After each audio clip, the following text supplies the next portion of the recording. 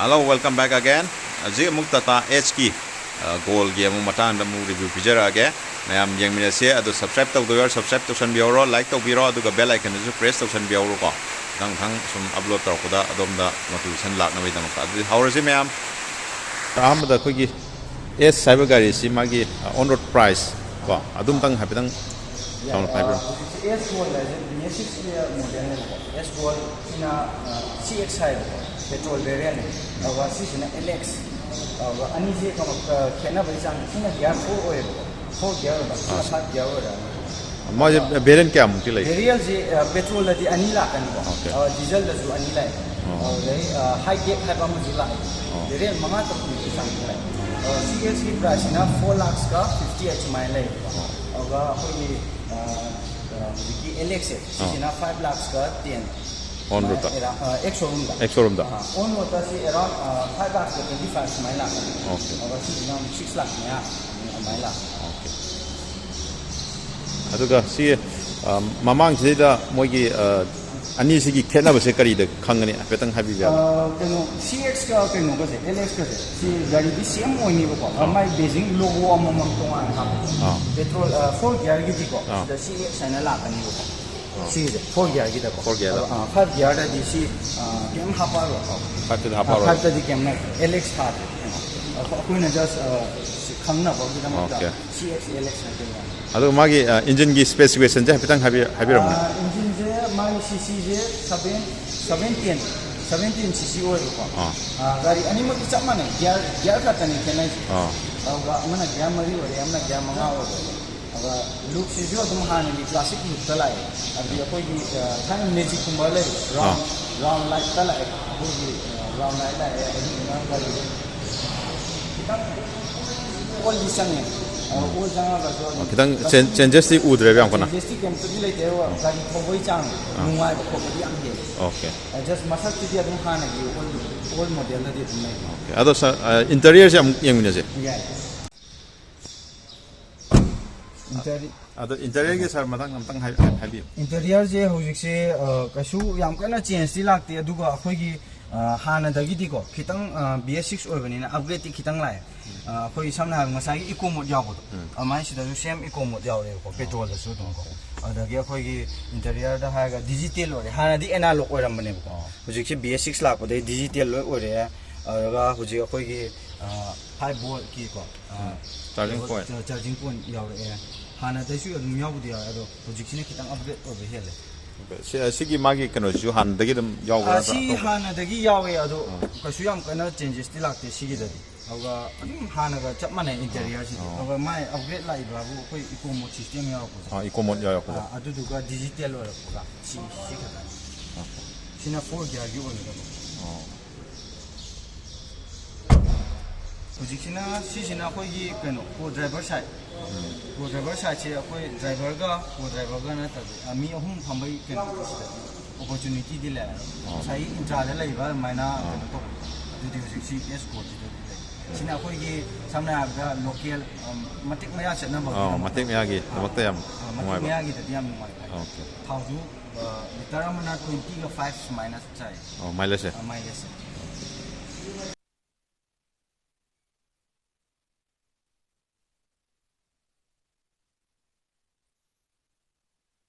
aduga sigi maningi magi payload ki matang da petang habiramu si payload se akoi ki keno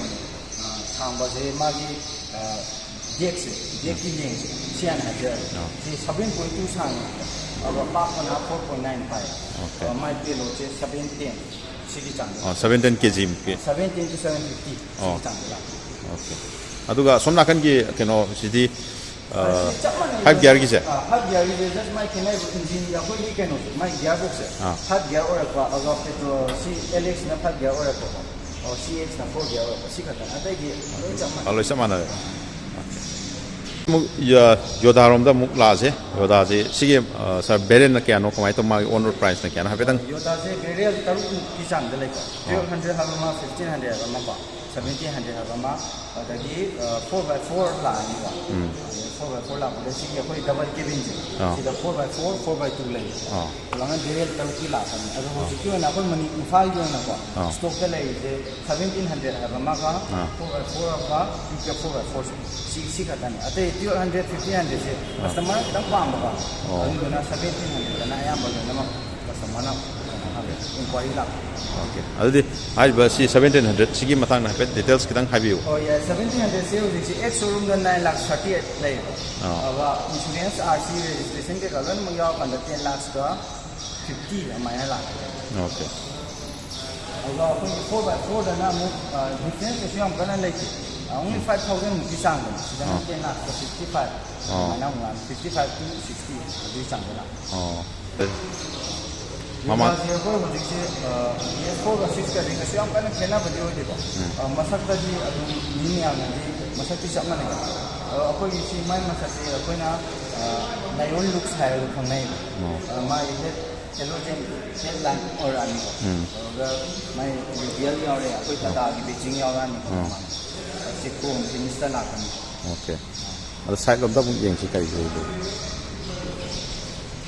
से tyre size से कोई हाना जी 15 है और हो जी कोई 16 रेडियल लाई 16 दा 16 दा लाई और 4x4 का जी खतम के ने 4x4 ना 15 लाख है 4x4 के नो तो दिन लाई सी हाना तक कोई और हाना जी से कोई की एक्सेसरीज ता सी जे ते दो जे सी हाना एक्सेसरीज ता सिंग में हो जी की मसा के दम sai dum lawa मसा दम लाई है ado maning lom da hana muk tang maning gi magi payload na kya no kamai taw no payload si mai 1.7 ne 1.7 akoi 1700 hai 1700 ai khang ne akoi gi sang mi sang ma 8.7 sang 8.7 sang hai adu to pa pa na 6 feet pa se mai tek si tang wang khala si mai ke no se tang wang ba si tang wang khala sigi gari sigi mamangi keno ju koi grill ju black matte black ni ko di yaw ja si yeng da dum gari se dum phaja hale yeng su ngai aduga wakha ju reflector somda ani yawre aduga mu reflector oina mu somda strip oina ko line oina ana nappa e side ani mak ko si ju dum yeng da phaja hale sina accident thok gi sang su num handa handoi ni somda la ko kan da manung gi pege lege do yemine se da lai se gi mai de infotainment sida ko music system hapla ya bi keno yauri ga si ju glove box ni dim matata ju pe gi thamung khar yauri ga space edum mi adum ahum pham da yam marang kain pham ya ni go si gi je aduga ko gi double cabin gi keno je si gi chu manung ma pe jeng min ju go double cabin si ju adum gari se sound oi ma ju gari se adum manung ju dum yeng mai nuai ai sitting position adum thai support an phal lei kari sit ki ju ko aduga som maning gi ju asidi mi ahum khota na te mari pham ba dum ya do male sigi mai keno se chaw no i ko ade sigi na maning gi ju dum magi keno jam chaw e dum chaw ju pak jam pa e ko sigi adum yam gari gi matang da sigi matang da khangwi ning ba lai ga di ai description da contact details um hai hapsara mage madda dum contact tobiro aduga loan gi matang da su dum pudong chaba laigani myam kaim to wabi gano dum sida contact sida dum tana biro any kind of information sida gi dum loi khangbi be yar ni go aduni sining asigi keno samlapa gi commercial vehicle gi video so ngasi di sai sum messenger ge myam take care bye bye